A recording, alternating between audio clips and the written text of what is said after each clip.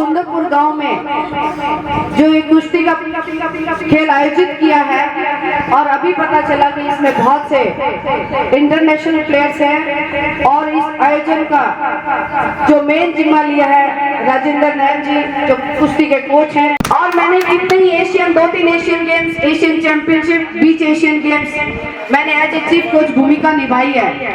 उसी काम को देखते हुए हरियाणा सरकार ने मुझे 2 बार भीम अवार्ड दिया और गवर्नमेंट ऑफ इंडिया ने मुझे एडवांस कोर्स के लिए जर्मनी भी भेजा। तो अपने जीवन में मेरे कोई माँ बाप खिलाड़ी नहीं थे, आपकी तरह गांव की बच्ची थी, लेकिन मैंने मेहनत करके अपना मुकाम हासिल किया। और इसके साथ मेरी एक छोटी सी उपलब्धि है, मैं आपसे इसलिए शेयर कर रही हूँ कि आप खिलाड़ी हो। मैंने खिलाड़ी के साथ साथ मैं एनसीसी करती थी, बी और सी सर्टिफिकेट फर्स्ट क्लास से पास करते हुए अगर 1984 की परेड अगर आप 26 जनवरी की देखोगे तो लड़कियों की परेड वाली टुकड़ी में सबसे आगे वाली लड़की मैं ही हूं। तो मैंने अपना जीवन संघर्ष और मेहनत के साथ गुजारा है और मेहनत करने वाले खिलाड़ी से ज्यादा, फौजी से ज्यादा कोई मेहनती हो नहीं सकता।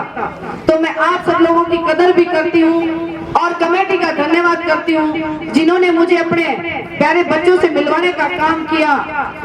और बच्चों, आप मेरे हलके के हो या मेरे हरियाणा के हो, आप कहीं के भी हो, आप एक बार सोच के देखो कि आपकी जैसी बच्ची कोई खेलती थी और राजनीति के माध्यम से अगर मैं आपके सामने खड़ी हूँ तो सोच के देखो आपकी कोई बहन, आपकी कोई बड़ी अगर खिलाड़ी के रूप में होते होते अगर कोई एमएलए या मंत्री बने तो आपको कैसा लगेगा? क्योंकि खिलाड़ी ही खिलाड़ी की समस्या समझ सकता है। मुझे नहीं पता, गांव वालों ने अभी मुझे कुछ नहीं बताया, लेकिन मैं अपनी दिली इच्छा बताती हूँ। अगर आपके परिवार, आप सब खिलाड़ियों के सहयोग, परिवारों के सहयोग अगर मुझे 2024 के अंदर साथ मिलता है तो मैं मैम हल्के ही नहीं पूरे हरियाणा के, और जिम्मेवारी मेरी मैम हल्के की है, मैं हर गांव के अंदर जो गेम है उस गेम को अंतरराष्ट्रीय स्तर की सुविधा देने का काम 100% करूंगा।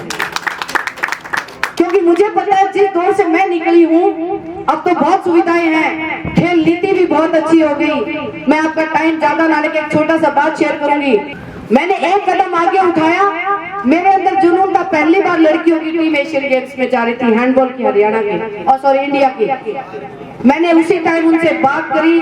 मैं उस टाइम में कोच के बाद वाइस प्रेसिडेंट भी बन गई थी हैंडबॉल फेडरेशन ऑफ इंडिया के अंदर। तो मैंने अपनी सहायता भी दी, हर तरह से मैंने उनका संभव सहायता दी और उन लड़कियों को मैं एशियन गेम्स में लेके गई। और जैसी लड़कियां खेल के आई 16 की 16 लड़कियों को अलग अलग विभागों में नौकरियां मिल गई।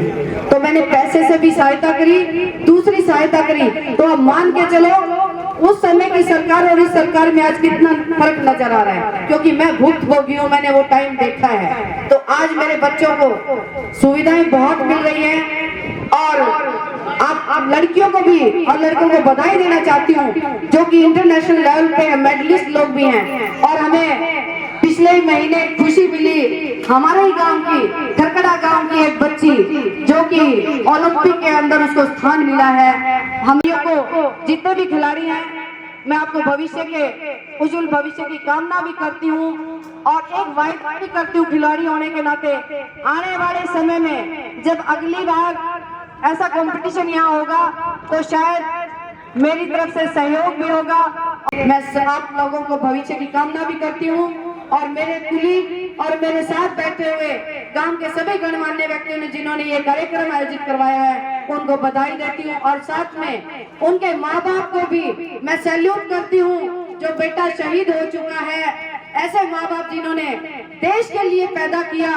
माँ बाप तो पैदा सभी बच्चे करते हैं, जो अपने बाप जो अपने बच्चों को न्यौछावर करते हैं देश के लिए। मैं सैल्यूट करती हूँ उन माँ बाप को कि ऐसे बच्चे उन्होंने पैदा किए। हम सबको कुछ ना कुछ करते रहना चाहिए और आप लोग तो खिलाड़ी हो, देश का मान सम्मान बढ़ाने में आप सबसे अग्रणी रहते हो। तो आप मेरे सभी खिलाड़ियों को मेरी तरफ से सैल्यूट, आप सबको बहुत बहुत धन्यवाद।